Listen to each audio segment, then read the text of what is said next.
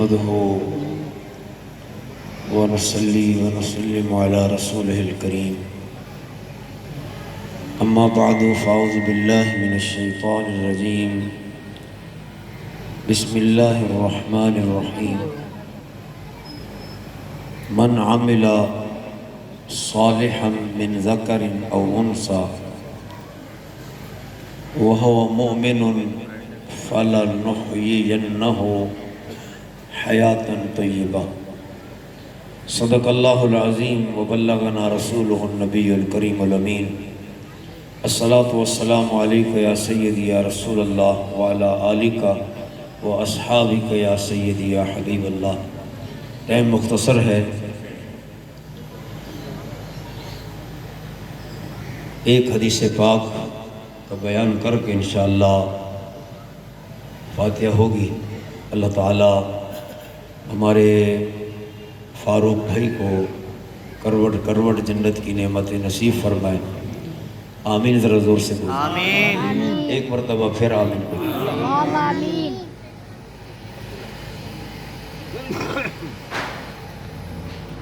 اور اللہ تعالیٰ لواحقین کو، پسماندگان کو صبر جمیل عطا فرمائے۔ اللہ کے پیارے حبیب مدنی کریم صلی اللہ تعالیٰ علیہ وسلم کی کچہری لگی ہوئی تھی۔ مسجد نبوی شریف میں صحابہ کرام تشریف فرما تھے اور سرکار دو عالم ان صحابہ کے جھرمٹ میں جلوہ نما تھے۔ جس طرح چاند روشنی بکھیر رہا ہوتا ہے، اس طرح سرکار دو عالم صلی اللہ علیہ وسلم جن کو اللہ نے سراج منیر بنا کے بھیجا، وہ اپنے انوار سے اپنے صحابہ کے ظاہر اور باطن کو منور فرما رہے تھے۔ اللہ کے پیارے حبیب صلی اللہ تعالی وسلم کی بارگاہ اقدس میں ایک شخص کھڑا ہوا، عرض کی یا رسول اللہ میرے ماں باپ آپ پر قربان ہوں۔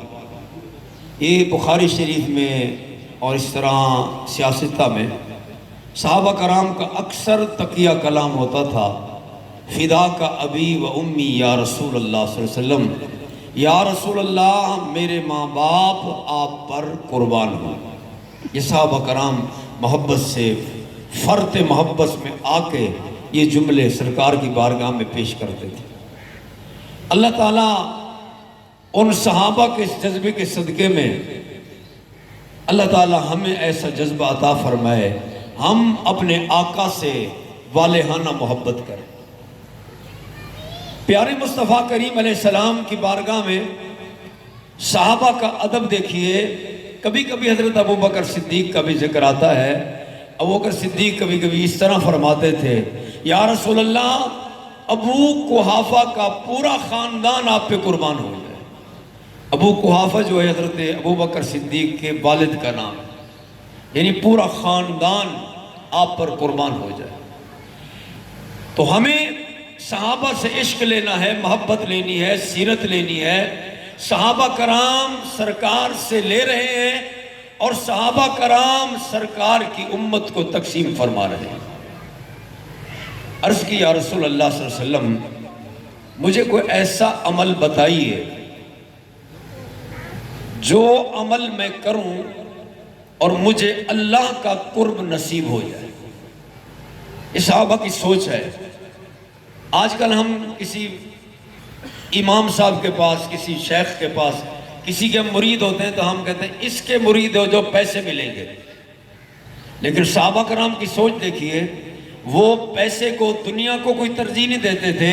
وہ کہتے تھے ہمیں ایسا عمل مل جائے جس سے ہمیں اللہ رسول کا قرب عطا ہو جائے، ہم اللہ رسول کی رحمت کے قریب ہو جائیں، دنیا میں بھی نظر رحمت ہم پر ہوتی رہے، آخرت میں بھی نظر کرم ہم پر ہوتی رہے، اندھیری قبر میں جائیں تو نظر کرم ہوتی رہے، محشر کے میدان میں جائیں تو نظر کرم ہوتی رہے، پل صراط پر میزان پر جائیں تو رب رحمان کی نظر کرم ہوتی رہے اور ہمارے بیڑے پار ہوتے رہے۔ تو اس بندے نے ہمیں سبق دیا کہ کسی شیخ کے مرید اس وجہ سے نہیں ہوا کرو کہ اس کے مرید ہوں گے تو ہمیں دولت ملے گی، یہ ملے گا، وہ ملے گا۔ نہیں نہیں، دنیا نہیں، اس نیت سے ملو یہ اللہ کے نبی کا دین صحیح طریقے پر پہنچا رہا ہے، ہم اس کے قریب جائیں گے تو ہمیں بھی اللہ کی رحمتوں کا قرب مل جائے گا۔ یہ کوشش کیا کرو۔ میں ایک پیر صاحب سے ملاقات ہوئی، پیر صاحب نے کہا کہ آج ہم پریشان ہو رہے ہیں کہ کوئی ہم سے یہ پوچھنے والا نہیں ہے کہ اللہ تعالیٰ کا قرب کیسے نصیب ہوگا، اس کے محبوب کا قرب کیسے نصیب ہوگا۔ ہر کوئی جو بھی آ رہا ہے کہتا ہے ایسا وظیفہ بتاؤ کہ میرا کام چل جائے، میری دنیا بن جائے، مجھے دولت کی فراوانی ہو جائے، مجھے یہ مل جائے۔ دنیا کے لیے ہر کوئی آ رہا ہے لیکن رب کے لیے کوئی نہیں آ رہا۔ یہ ہمارا دور یہ چل رہا ہے۔ تو اس بندے نے عرض کی، یا رسول اللہ صلی اللہ علیہ وسلم، میرے ماں باپ قربان ہوں، مجھے ایسا عمل بتائیے کہ میں وہ کروں اور اللہ رسول کے قریب ہو جاؤں۔ اللہ کے پیارے نبی علیہ السلام کی بارگاہ میں صحابی نے جب پوچھا تو یہ ہمارے لیے بھی سبق ہے کہ ہم بھی اللہ رسول کے قریب ہونا چاہتے ہیں یا نہیں ہیں۔ اب دیکھیں قرآن پاک میں آتے ہیں نحن اقرب الیہ من حبل الورید، وہ تو ہماری شارگ سے بھی قریب ہے۔ کیا پتا ہم اس کے قریب ہیں یا نہیں ہیں؟ وہ تو قریب ہے، ہم قریب نہیں ہیں، ہم دنیا کے قریب ہو گئے ہیں، ہماری نظر دنیا پر ہے، رب کی رحمت پر نہیں۔ آؤ جس نے اللہ رسول کا قرب حاصل کرنا ہے اس حدیث پاک پر غور کرے کہ کون سے عمل ہیں جن کو کرنے سے اللہ تعالیٰ اپنا قرب عطا فرما دیتا ہے۔ اچھا، نبی پاک صلی اللہ علیہ وسلم جو نسخہ بتائیں گے نا، اس نسخے سے بڑھ کر کوئی بڑا نسخہ نہیں ہوگا۔ آپ نے پتھر پہ لکیر لگا دی کہ یہ کام کرو گے تو قرب الہی ملے گا، اگر یہ کام نہیں کرو گے قرب الہی نہیں ملے گا۔ تو اللہ کے پیارے حبیب علیہ السلام نے فرمایا دو کام کر، ایک تو سچ بول، دوسرا امانت میں خیانت نہ کر۔ اچھا، اس وقت یہ چیزیں ہمارے اندر ہے، ہمارے اندر موجود ہیں، ہم سچ نہیں بولتے، ہمارے اندر موجود ہے ہم امانت میں خیانت کرتے۔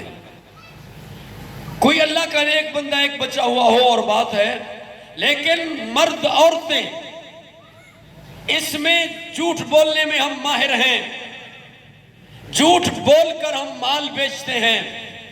سرکار فرماتے ہیں جھوٹی قسمیں کھا کر تیرا مال تو بک جائے گا لیکن برکت نہیں ہوگی۔ آج یہی ہو رہا ہے، فراوانی ہے لیکن برکت نہیں ہے۔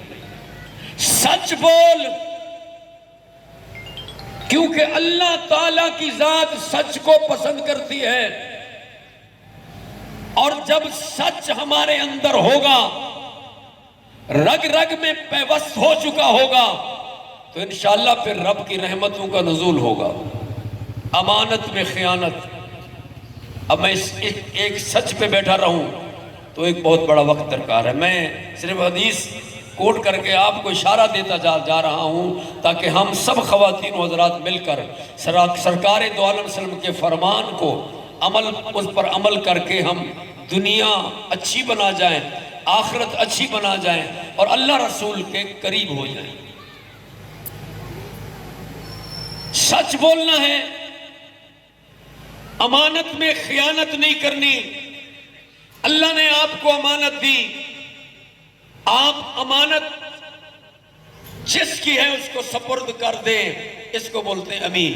اور آپ کے اور میرے نبی جن کا ہم نے کلمہ پڑھا ہے، میرے مصطفیٰ کریم کو صادق اور امین، ابھی قرآن پاک نہیں اترا تھا، سورت الگ اتری، پہلی سورت، میرے نبی نے اعلان نبوت کیا، کافروں کو، قریش مکہ کو اعلان کر کے اکٹھا کیا اور فرمایا کہ اے لوگوں، میں اگر کہوں کہ اس پہاڑ کی دوسری طرف جو ہے ایک لشکر جرار تم پر حملہ کرنے کے لیے آ رہا ہے، میری بات مانو گے؟ تو یک زبان ہو کر کافروں نے، قریش مکہ نے، دشمنوں نے یہ کہا کہ ہاں ہم مان لیں گے کہ آج تک آپ نے کبھی جھوٹ نہیں بولا، آپ صادق بھی ہیں، آپ امین بھی ہیں۔ ذرا سبحان اللہ زور سے بول دیں۔ کار کا ذکر ہے اور سبحان اللہ نہ پڑھیں تو پھر اچھی بات نہیں۔ یہ جو نا روزہ رکھا ہوا، اگر چپ کرنے والا روزہ رکھا توڑ دیں، ایک مرتبہ پھر سبحان اللہ کہہ دیں۔ اب کافر بھی آپ کو صادق امین کہتے ہیں۔ اللہ کے پیارے حبیب علیہ السلام کے پیارے غلاموں، اس بندے نے عرض کیا، رسول اللہ مجھے کچھ اور بتائیے، مجھے کچھ اور بتائیے۔ اللہ کے پیارے نبی علیہ السلام نے فرمایا، فرض ادا کرنے کے بعد جب رات کو لوگ بستر پہ سو جائیں تو بستر چھوڑ دے اور تہجد کے لیے کھڑا ہو جا۔ جب گرمی کے روزے ہوں تو گرمی کے روزے رکھ، ان دو کاموں کی برکت سے اللہ تمہیں اپنا قرب عطا کرے گا۔ ہم فجر کی نماز ہی نہیں پڑھتے، پانچوں نمازیں ہم پڑھتے نہیں ہیں۔ اگر کوئی 4 پڑھ لیتا ہے تو 5ویں نماز انہوں نے معاف کرائی ہوئی ہے۔ 5ویں نماز تو مسجدیں خالی پڑی ہے۔ جس مسجد میں جائیں فجر میں ایک صف بڑی مشکل سے ہوتی ہے، تو یہ کہاں ہوتے ہیں؟ مدینے پاک چلے جاتے ہیں یا کعبۃ اللہ کا طواف کرنے کے لیے چلے جاتے ہیں۔ پورا محلہ، ہر محلے میں مسجد ہے، کئی مسجدیں ہیں وہ خالی پڑی ہیں، اور محلے والا نماز پڑھتے ہوئے فجر کی نظر نہیں آتا۔ تو پیارے مصطفیٰ کریم کے پیارے غلاموں، تہجد فرض نماز ہم پر فرض ہے۔ تہجد کے لیے کھڑا ہو، ادھر تو سجدے میں سر رکھے گا، اللہ کی رحمت تیرے قریب ہوگی، اللہ کی رحمت تمہیں تھام لے گی، اللہ کی رحمت تم پر نظر کرم کرے گی، ادھر نظر کرم ہوگی، ادھر تیری دنیا اور آخرت آباد ہو جائے۔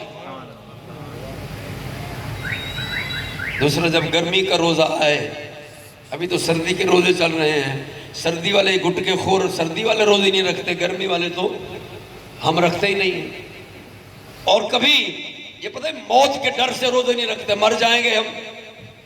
آج تک روزے سے کوئی نہیں مرا، اور اگر کوئی روزے سے مر گیا ہے تو وہ جنت میں جا کے حوض کوثر سے روزہ افطار کرے، کتنی بڑی بات ہے۔ یہ اسلام کو اللہ نے بڑی ہمت دی ہے۔ ان الدین عند اللہ الاسلام، اسلام اللہ کا پسندیدہ دین ہے، اسلام انبیاء کا پسندیدہ دین ہے، اسلام آدم علیہ السلام کا پسندیدہ دین ہے، اسلام ابراہیم خلیل اللہ کا پسندیدہ دین ہے، اسلام اسماعیل ذبیح اللہ کا پسندیدہ دین ہے، اسلام یعقوب علیہ السلام کا پسندیدہ دین ہے، اسلام یوسف علیہ السلام کا پسندیدہ دین ہے، اسلام یونس علیہ السلام کا پسندیدہ دین ہے، اسلام موسیٰ کلیم اللہ کا پسندیدہ دین ہے، اسلام عیسیٰ روح اللہ کا پسندیدہ دین ہے، اسلام میرے مصطفیٰ کریم کا پسندیدہ دین ہے، اور صحابہ کا پسندیدہ دین ہے، ازواج پاک کا پسندیدہ دین ہے، آل رسول کا پسندیدہ دین ہے، ایسا پسندیدہ دین ہے کہ کربلا کے میدان میں بھی آل رسول نے، نواسہ رسول نے اس دین کو سینے سے لگایا اور پورا گھرانہ اس دین پر قربان کر دیا۔ اسلام کو سینے سے لگا لو، اسلام سینے سے لگ گیا تو ہمارے بیڑے پار ہو گئے۔ تو تہجد سبحان اللہ اور روزہ سبحان اللہ۔ پھر اس بندے نے عرض کی، بندہ جو ہے جیسے ہم کہتے ہیں ہمیں 10 ملے ہیں تو 20 مل جائیں، وہ نیکی میں بڑھتا جا رہا ہے۔ آخری بات اس بندے نے پھر عرض کی، یا رسول اللہ مجھے وصیت کیجئے اور وصیت کیجئے۔ آپ نے فرمایا تو اللہ کا ذاکر بن جائے، کبھی سبحان اللہ پڑھتا رہے، کبھی الحمدللہ پڑھتا رہے، کبھی اللہ اکبر پڑھتا رہے، اللہ اللہ کا ذکر کرتا رہے۔ حدیث پاک میں آتا ہے لعلکم تفلحون، اگر تم اللہ کا ذکر کرو گے تو تمہیں دنیا میں کامیابی ملے گی، تمہیں آخرت میں کامیابی ملے گی، تمہیں قبر اندھیری میں کامیابی ملے گی، پل صراط پر تمہیں کامیابی ملے گی، اور پل صراط پر ایسی کامیابی ملے گی کہ تم پل صراط سے گزر رہے ہوں گے، میرے مصطفیٰ دعا کر رہے ہوں گے، رب سلم امتی، رب سلم امتی، یہ صدائیں سنتا جائے گا، اللہ کا ذکر کرتا جائے گا اور جنت میں داخل ہو جائے گا۔ اور دوسرا کام یہ کر کہ مجھ پر کثرت سے درود و سلام پڑھ، مجھ پر کثرت سے درود و سلام پڑھ۔ ایک مرتبہ میرے ساتھ مل کے پڑھیں، کیا پتا اس حدیث کے صدقے میں اللہ ہمیں اپنا قرب نصیب فرما دے۔ الصلاۃ والسلام علیک یا رسول اللہ، یا اللہ جو بلند آواز سے کہے وہ اسی سال مدینے جائے۔ الصلاۃ والسلام علیک یا رسول اللہ وعلی آلک و اصحابک یا حبیب اللہ۔ اب یہ 6 کام ہیں اللہ کے قرب کے 6 کام ہیں۔ ایک سچ بولنا، ایک امانت میں خیانت نہ کرنا، اور تیسرا جو ہے تہجد پڑھنا، چوتھا گرمی کا روزہ رکھنا، اور 5واں اللہ کا ذکر کرنا، چھٹا جو ہے مصطفیٰ کریم پر درود سے پڑھ لیجیے۔ درود السلام ایک ایسا وظیفہ ہے، درود السلام اللہ فرماتا ہے ان اللہ و ملائکتہ، وہ لا شریک رب کہتا ہے میرا کوئی شریک نہیں ہے، لیکن اس کام میں اے میرے بندو میں تمہارے شریک ہوں، تم مجھ پر درود و سلام پڑھو، درود و سلام پڑھو، میں بھی پڑھتا ہوں، تم بھی پڑھو، اور میرے فرشتے بھی درود و سلام پڑھو۔ سبحان اللہ۔